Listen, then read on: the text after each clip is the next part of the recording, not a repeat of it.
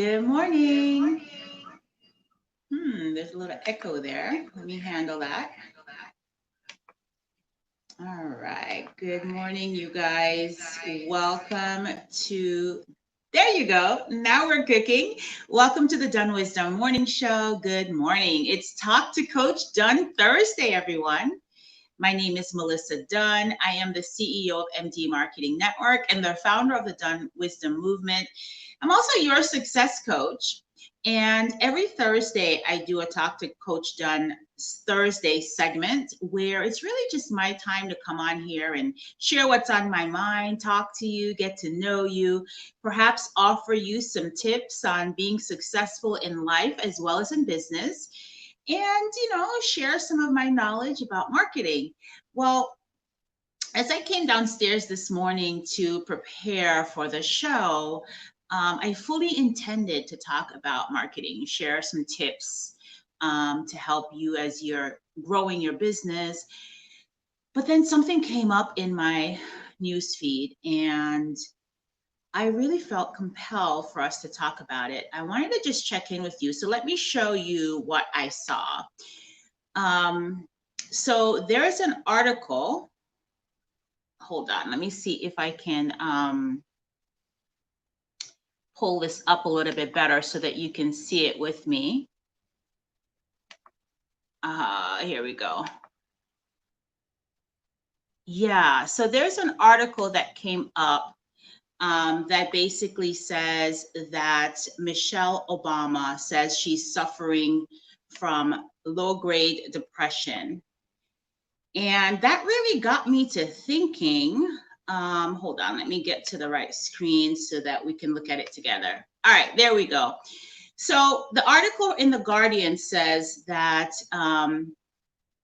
Michelle Obama says that she's suffering from low-grade amnesia.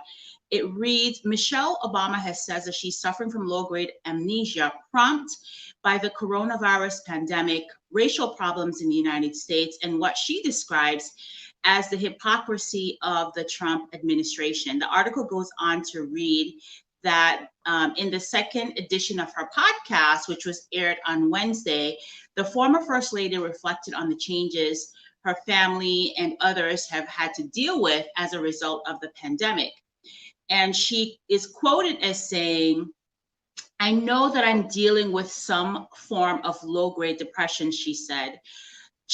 Not just because of the quarantine, but because of the racial strife and just seeing this administration, watching the hypocrisy of it day to day, day in and day out is dispiriting. Obama says that her sleep has been affected and she has been waking up in the middle of the night because I am, quote, worrying about something or there's a heaviness. I'm going to put the link to this in the chat so that you can go ahead and read it for yourself. But I found the article to be really, I guess for me, it prompted me to think about, well, maybe it's time for us to check in on ourselves and to check in with each other to see what's going on, how are we feeling. I started this show on March 25th as a result of the pandemic because, my business was affected just like a lot of other people when the economy shut down and we all had to start sheltering in place. And so this show for me was kind of therapy. I recognized that if I didn't have something to do consistently every single day that made it a requirement for me to get out of bed and get moving, that it's really possible for me to start to feel sad and depressed. So I just want to thank you guys in advance for giving space for us to be there for each other and for us to connect through this show.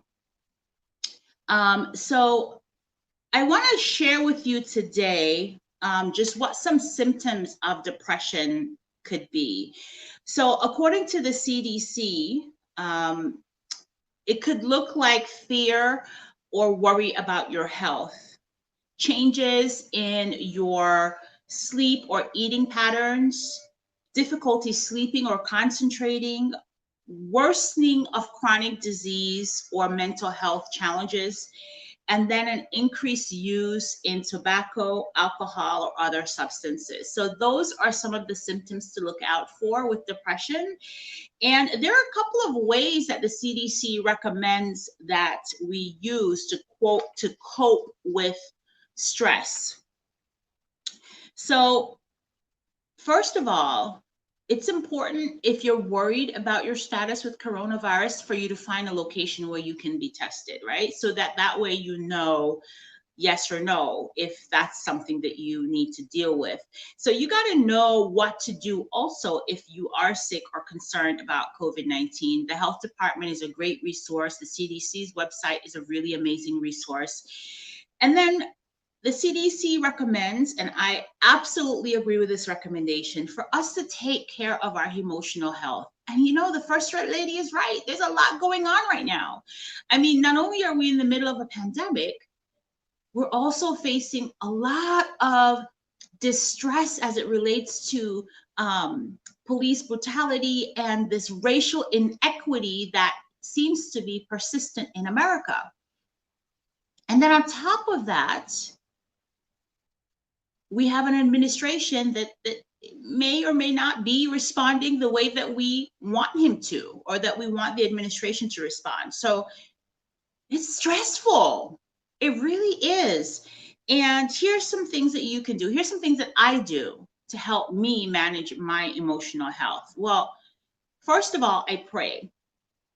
For me, prayer is an important component, and practicing my faith is an important way that I manage health, because for me, when I'm connected, it means that I'm not alone. Secondly, I meditate. And meditation doesn't have to be some complicated thing that you do, that you sit there for hours or half hour. Just sitting quietly for 5 minutes or 10 minutes could really help. This morning during my meditation, I not only sat, but then I played some music and I just moved my body, you know, and enjoyed the relaxing sound of the music. So meditate, and then connect with other people, connect with your family. In my family, we actually have embraced technology a great deal.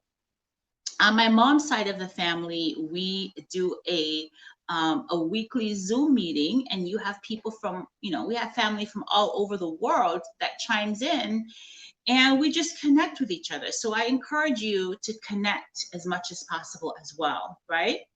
Thirdly, take care of your body, move your body, exercise, eat well, manage your sleep, and, you know, put on your favorite song and dance. Just really, you know, move your body as much as possible. Go for a run, go for a walk. You know, find that way to really just be kind and loving to your body.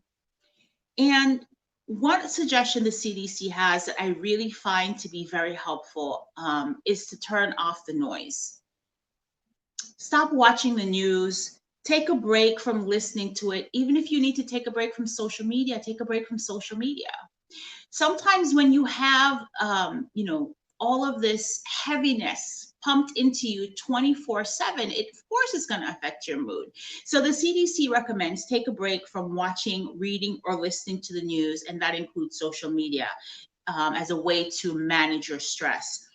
And another recommendation is for you to connect with a community-based organization or a faith-based organization that could assist you, or, you know, sometimes just reaching out and talking to people. Now, if depression is not something that is a concern for you, check on your friends, check on your loved ones, just say hello. Sometimes the people that appear strong and appear like everything is all together, you know, it's nice for you to reach out and say, hey, what's up? How are you?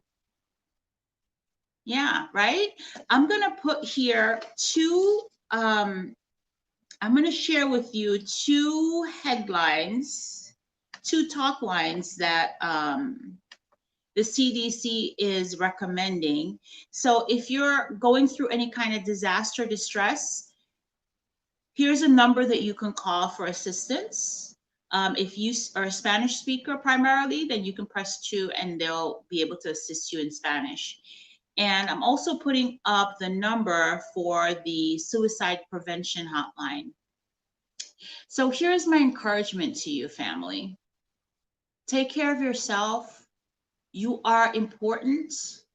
You are enough. You are God's gift to everyone who loves you. So be kind and loving to yourself. Make sure that you are checking on your friends, on your colleagues, even if it's just to send a word of encouragement to say, hey, I'm thinking about you. Depression is nothing to be ashamed of. And it's something that has affected me at one point in my life. I mean, I remember after losing my son, I was depressed for years. I really was. And it's through therapy and it's through working with my coaches, and it's through prayer and a lot of love for my friends and my family that I was able to finally come to grips with the loss of my son. And so, I really encourage you to reach out, get support if support is what you need. Thank you so much for listening. And, next week we'll definitely go back to those marketing tips. But her article today just really moved me to talk about this issue in another way. Now, I always talk about health issues. I always talk about issues that affect women in particular. But I wanted to do so in a very direct way in our Talk to Coach Dunn Thursday segment. So again, my name is Melissa Dunn, and I encourage you to be kind and loving to yourself because you are important and you absolutely are enough. Thank you. Be well. I'll see you tomorrow. Tomorrow we are spotlighting a Lauderhill business, and I'm actually going to be out on location at her business. So I look forward to that. I will see you back here tomorrow morning at 9 a.m. Thank you.